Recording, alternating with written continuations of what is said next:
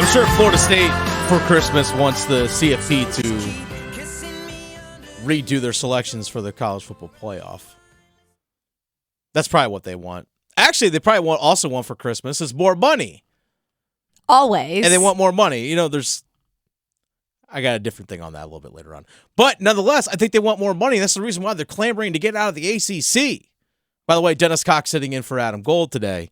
Adria Adelson, Pete Thamel, ESPN doing reporting once again that there have been conversations from people at Florida State. They're just having discussions like, hey, how do we get out of this thing? How can we get out of the ACC? Well, guess what? I think if the way the grant of rights, the ACC, all the ACC schools have signed into, pretty locked in.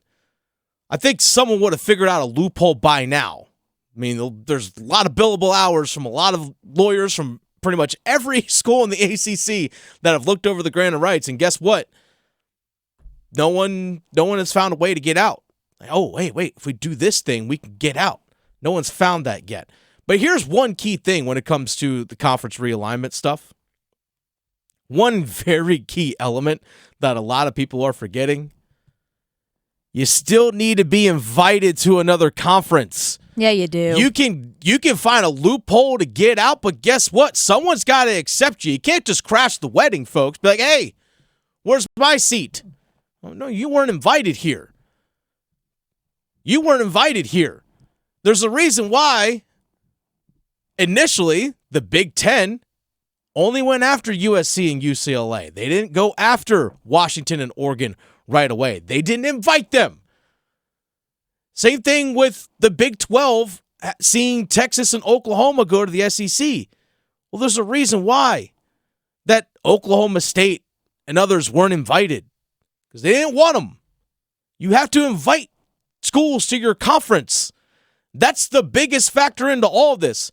There was a conversation that Pete Thamel of ESPN had recently on a podcast. Can't remember which podcast it was off the top of my head. My apologies for it. But he talked about what's the most desirable program in the ACC that the Big Ten or SEC would be interested in.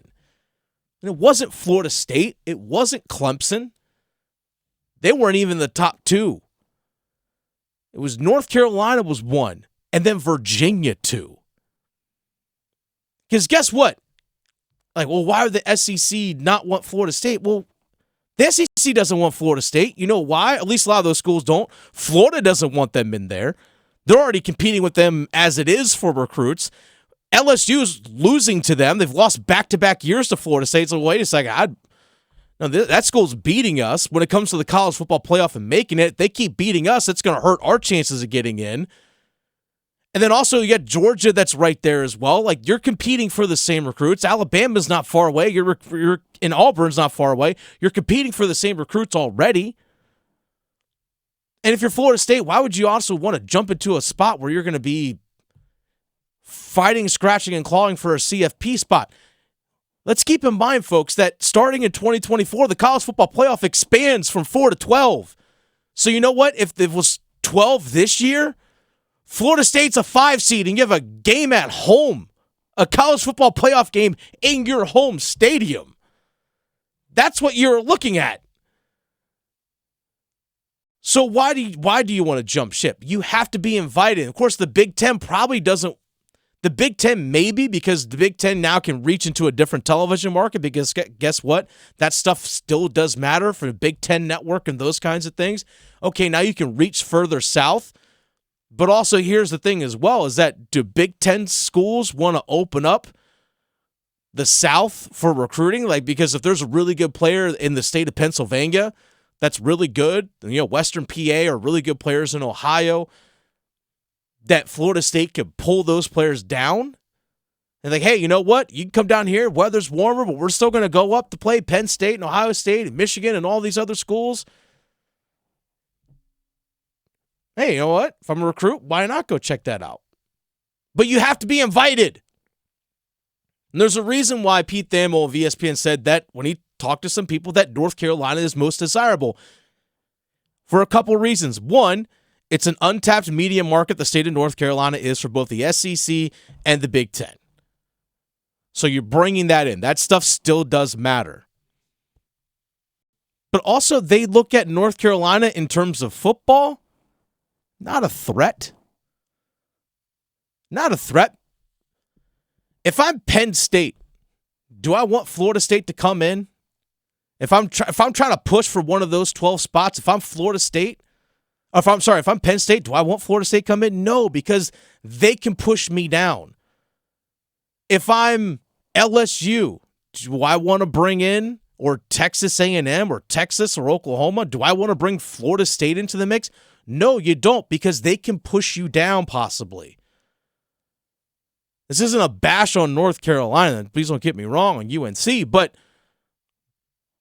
Penn State looks at North Carolina and be like, hey, you know what? That's a name program. That's a big-time national brand, and they're not going to push me down the pecking order when it comes to the CFP.